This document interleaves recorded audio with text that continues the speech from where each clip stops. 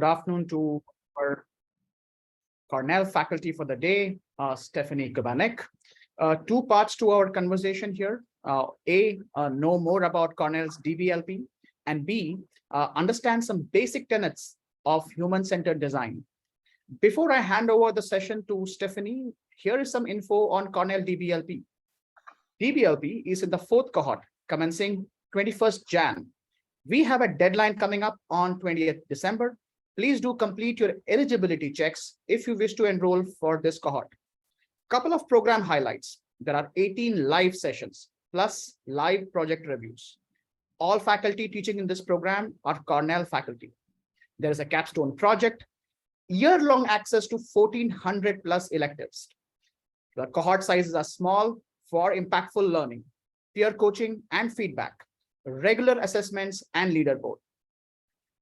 Stefanie is a faculty at Cornell University. She's also New York-based and Munich-based designer and design educator whose work is inspired by her native German roots and global perspective. Her research and teaching areas focus on the intersection between business and design and using creativity to solve complex problems across disciplines. Stefanie, thanks tons for taking the time. Stefanie, wanted to check, where are you? Are you in New York? Are you in Munich? Where are you? I'm actually in Munich. I was supposed to be in Brussels, but we had so much snow that all the planes were canceled. So I ended up being grounded in Munich with the snow. But today it's beautiful weather, and I think once I'm finished here, I'm gonna have a walk in the snow. Sounds like a plan. Over to you, Stefanie. Thank you so much. And I will just share my screen as well. Sure. So thank you so much for joining us today. So let me just do this. And you should now all see my screen. Yes. Stefanie, you're on mute. We can't hear you. Okay, now you can hear me again. Yes. Thank you. So I just would like to take a moment to introduce myself and quickly tell you what I basically cover in the two-hour session I have with you. And just before we do that, so I'm going to talk a little bit about the principles of human-centered design. So thank you for already introducing me. So yes, I grew up in Germany. I live between Munich and New York, and I'm an industrial designer. And I worked for many years in design agencies, and I run my own studio since 2010. And I'm teaching design and creative problem solving since 2004. And as you said, I'm very interested in the intersection between business and design. And after teaching in design schools for many years, I joined the Johnson Business School in 2020. Just to give you a very quick overview about some of the maybe project and bandwidth I've been working in and involved in. I work in product systems and experiences. So what is not a better kind of client as an airline client? So when I was working with Pentagram, an agency in London and New York, we had United Airlines for over 10 years as a client. We really worked with them on many different touch points. From designing the passenger experience on the ground and also in the air, but also really on the products, from as for example, from the back of the plane to the front of the plane for the seats, the amenity kits, so all types of different things. I worked in furniture and spaces. I designed office furniture, and during the early 90s, the way we work was undergoing a radical change. Very similar, I guess, what we are going through now after coming out of the pandemic. At that time, technology really provoked new ways of collaboration and led to really renewed thinking about when and where we work. So we designed a new system called Resolve for Herman Miller, and we really took a very human-centered approach, and we started with design research to really inform and guide us. And we don't have enough time to go into this project, but it was an amazing experience at that time. We also do art direction and branding in our studio. One of our main clients is a glass manufacturer, and they called Riedel. They're a leading world leading company in wine glasses, barware, etc. And we really help them to create a consistent brand experience for their brand portfolio. So over the years, I've designed really in many different contexts, and I have shifted really my attention from the craft of design to really design in the business context. So I think it's very clear that design needs business context to be impactful. So to flip it, my question is, so what does business need? And you probably all can guess the answer. I believe very strongly that it needs creativity. So why does it need a creative mindset? Because we have to really tackle the big questions. And over the last 3 decades, the challenges we faced by both the people and also the planet have evolved dramatically and becoming really increasingly complex and urgent. And moving forward from today, there will be a lot of important and necessary changes we all need to make to tackle a lot of these challenges we are facing, such as climate change, inequality, health challenges, just to name a few. And that will not just affect our personal lives and communities as we all experienced in the past 2.5 years, it will also affect our professional responsibilities we all have towards building a better world. And in response, the values and priorities that shape the landscape of design have shifted, influencing really what we design and how we design it, where we manufacture it, and the materials we are using.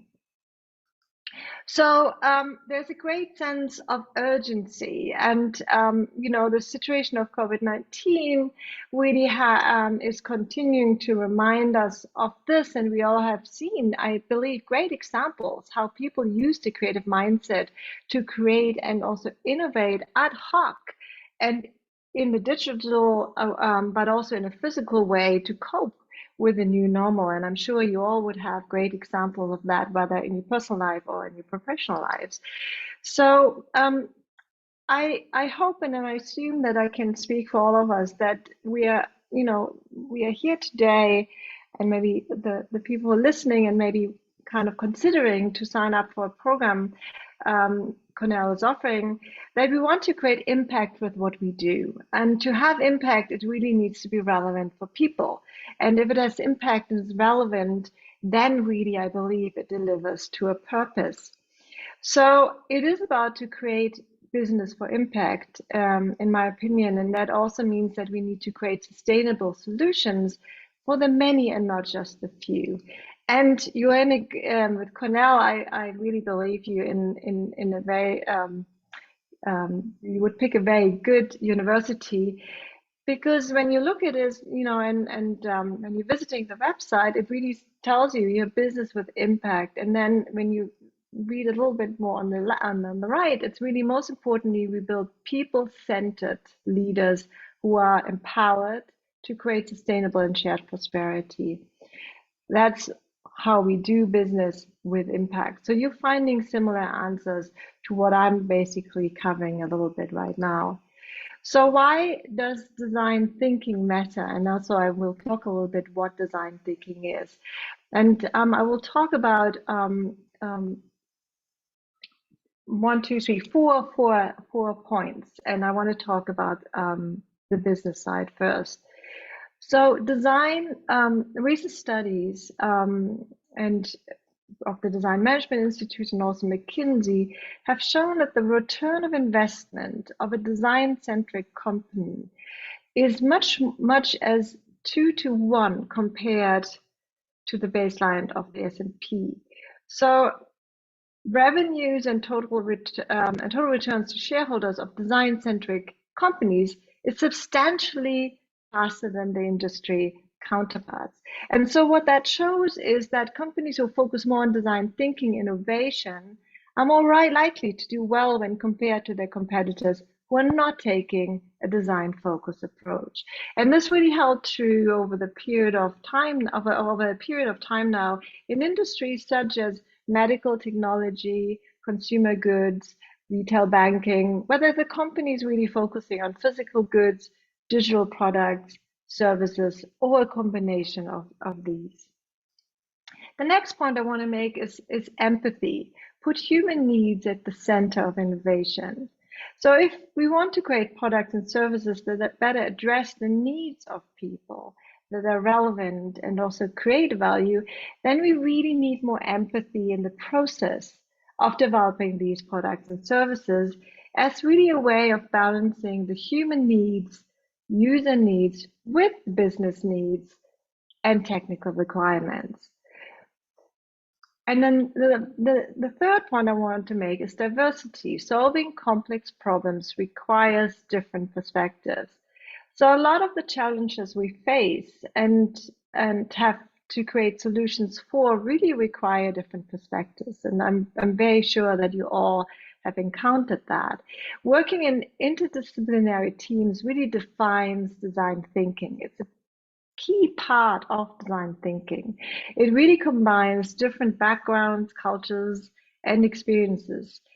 And it offers really also a global perspective and helps to ensure relevance for many customers, the people, and not just a few. And it's also, I believe, moving towards a more inclusive world.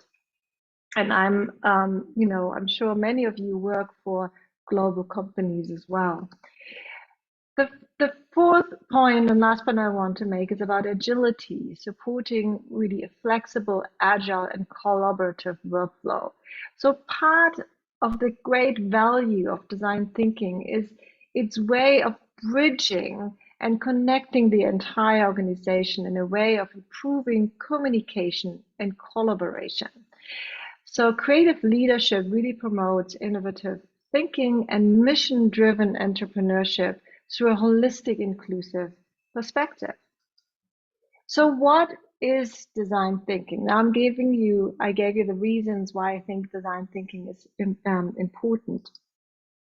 You really become design thinkers by doing it, because organizations and companies can only change when people change, within them change.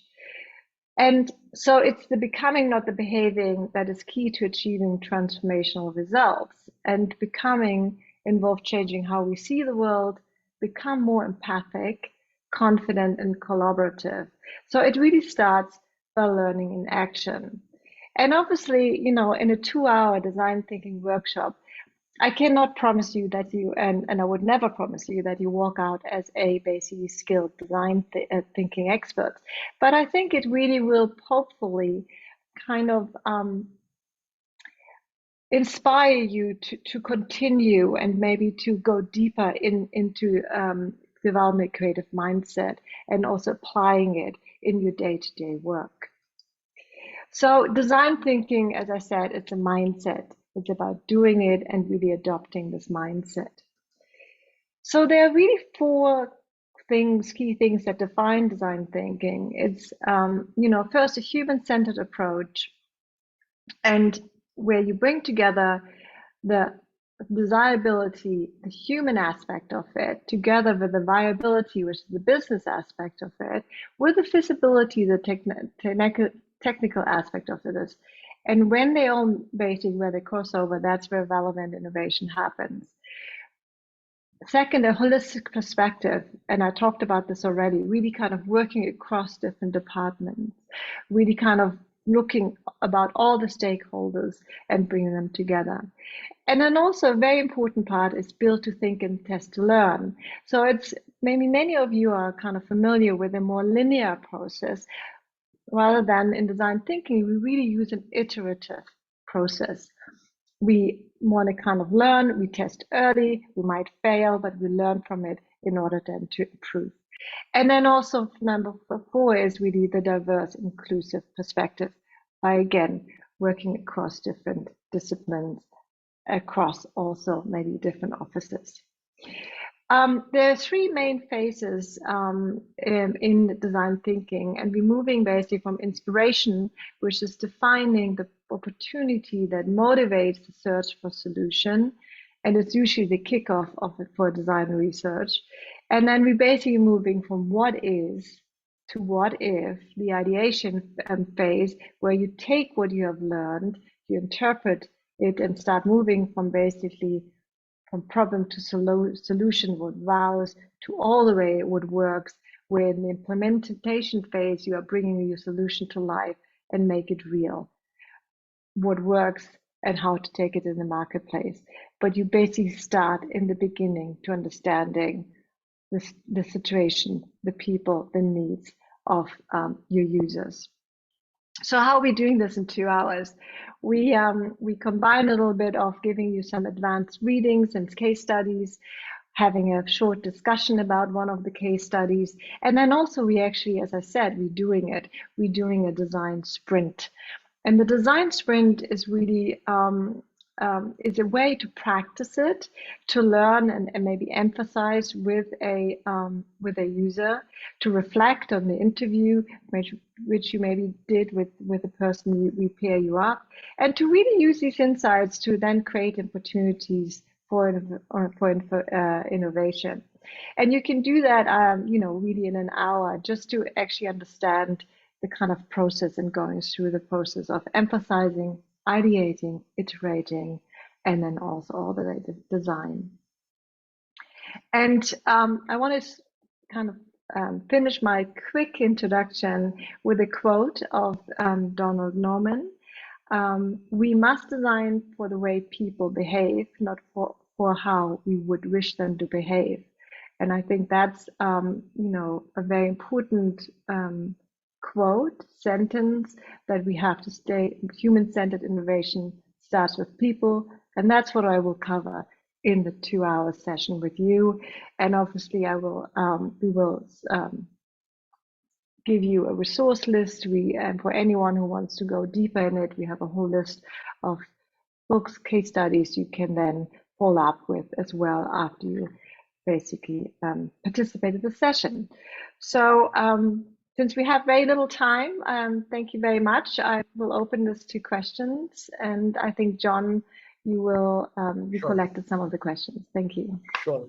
We have maybe we have time for 4 or 5 questions, but even before that, Stefanie, and we have not discussed this before. So you did mention a framework around inspiration, ideation, and implementation. Do you have a use case around it, or any particular industry that you would want to highlight? I know it's an ask, but do you want to talk about any specific industry or a unit where you have implemented this template? I mean, you can implement that template in many different ways, right? Right now, for example, we're doing we in the middle of it, working with our glass manufacturer, glass client, and they ask us to work on the strategy of on a new growth strategy, which you all understand is very difficult right now, because the glass manufacturing is really facing the huge energy crisis, and so the question is, how can they grow, and whether it's products or, that's the first idea, obviously. And so what we started with is really starting to say, okay, let us understand first of better who you are. So we are leading a lot of interviews within the company, but also outside the company. We're really trying to understand their customers, and maybe also the customers of the future. And then we use that material, and we really kind of looking for insights, and we use these insights to then generate opportunities. So these opportunities could be within the company, right? Looking at maybe streamlining some of the processes, some of the decision making, some of them even the design process, but then it could also basically looking outside to say, okay, who are the customers of the future? How do they behave? How do they shop? How, what are the desires? What are their wishes? And then basically with all this information we can design, whether it's new structures within the companies or really new products. So it gives us basically areas where we feel like we have not yet, maybe we are not yet represented, and it helps us to create very clear design briefs then could be given to designers as well. So I hope that answers your question. Yes, it does. It does. Thanks for detailing it, Stefanie. And that brings us to our first question from our participants. Mahima from Dubai asks, the problem is that customers find it hard to know what they want, especially if that product does not exist. What would you recommend, Stefanie, here?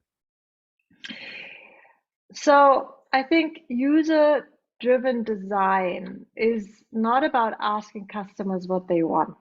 Okay. I mean, if you think about Steve Jobs, he never asked the user, do you want an iPhone or do you want an iPod?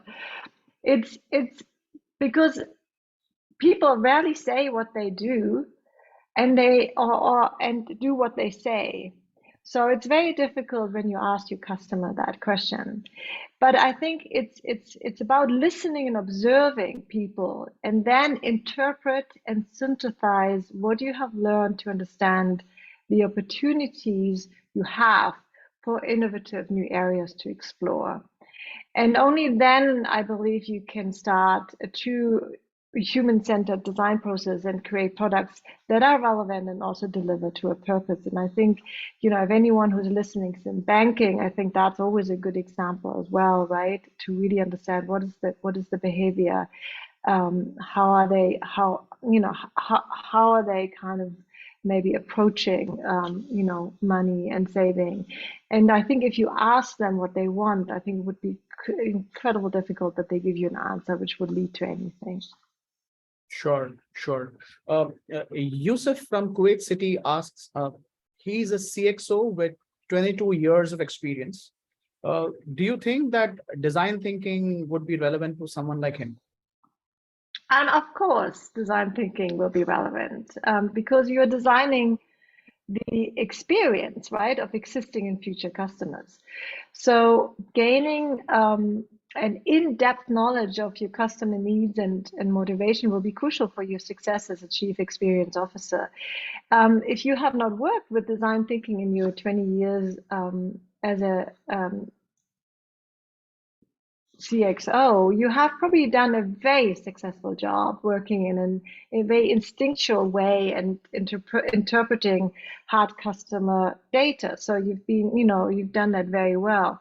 However, I would say that with customers' needs and objectives, as I also touched on, becoming increasingly more complex, as well as the problems we are facing as corporations and providers of solutions are becoming more complex, I would certainly advise you to familiarize yourself with the process based on design thinking and a human-centered approach, because I strongly believe that can help you and your team on many different levels, such as to better function as a team, to collaborate across different departments, and to also really be aligned and to create better offers and experiences for your customers. Sure. Thanks, Stephanie, for that. We have a question from Jeddah. Lama has a question. The solutions built by her team are adopted more positively if and when the end users are involved, which means the customers are involved. Sometimes feedback from multiple stakeholders leads to chaos and incoherence. In such situations, what does she do?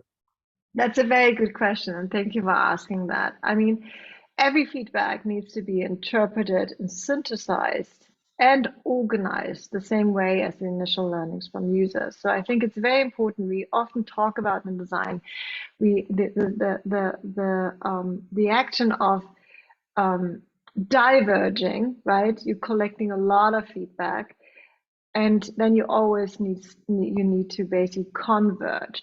And in design thinking, you're doing that constantly, right? In the research phase, you're diverging, and then you have to converge again to make sense of it, right? To organize it. And I think that's the moment where you interpret and you synthesize, and you're looking for strong insights, which then can offer you the opportunities for impact. So once you synthesize and organize, this way, the feedback from multiple stakeholders can be really organized and made relevant for the design process for tweaking existing designs and products. Generally, one can say the broader you look, the more complexity you will find. But that's the nature of design thinking. But as I said, in design thinking, you kind of diverge, you converge, and you always have to then make sense of the information in order to move to the next step. So I think it's important that you never leave out the synthesizing and organizing, also from basically the different stakeholders, exactly how you did it, maybe in the initial learning from the users. Sure. Thanks, Stephanie.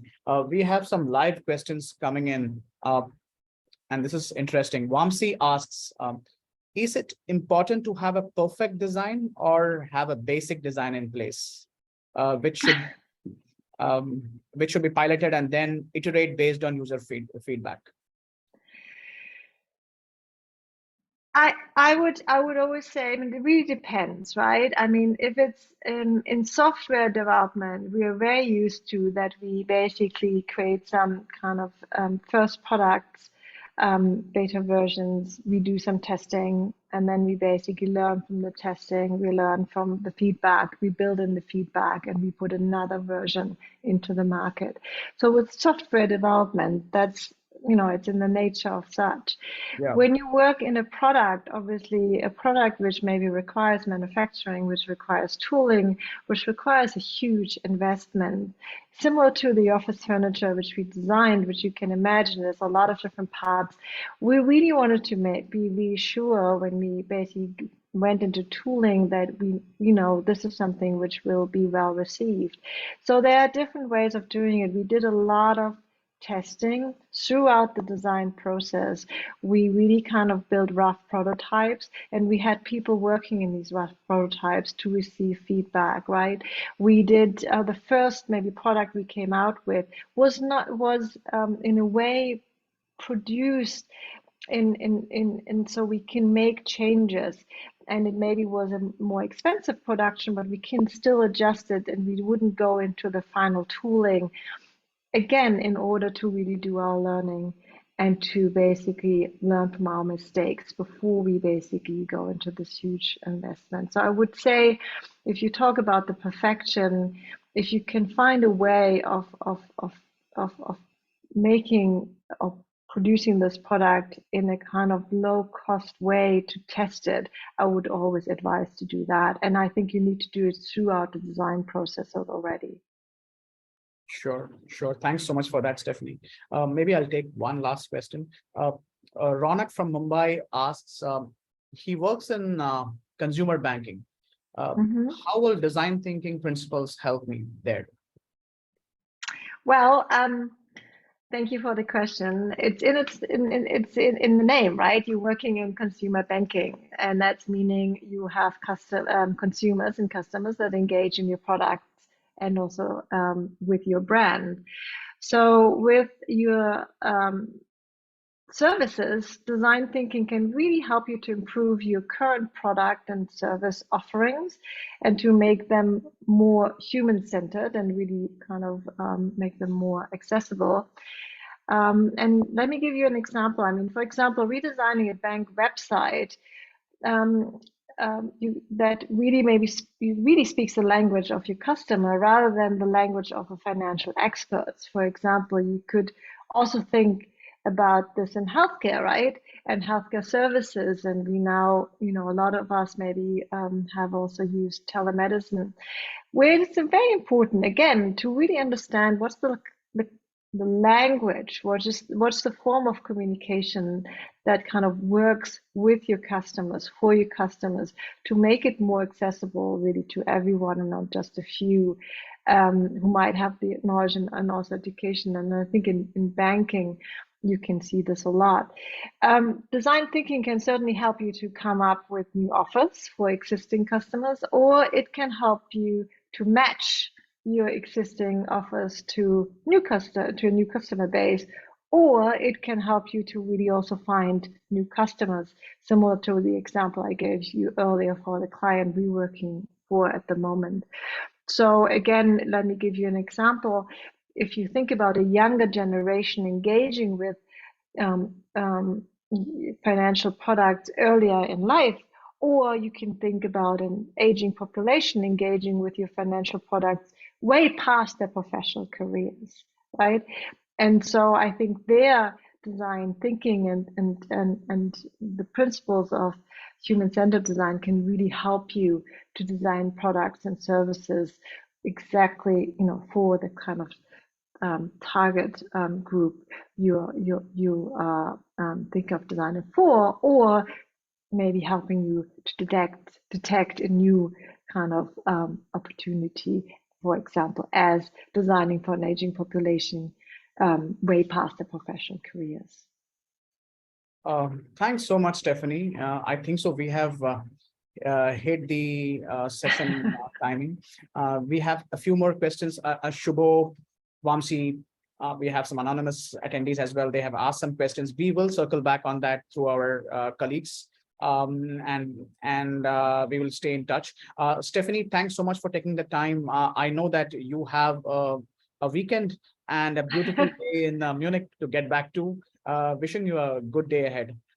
Thank you so much, and I hope that maybe in the next session we can cover more of these questions. And thanks a lot for good questions. And I wish you all also a very nice weekend. Thank you. Thank you so much, Stephanie. Bye-bye. Bye-bye.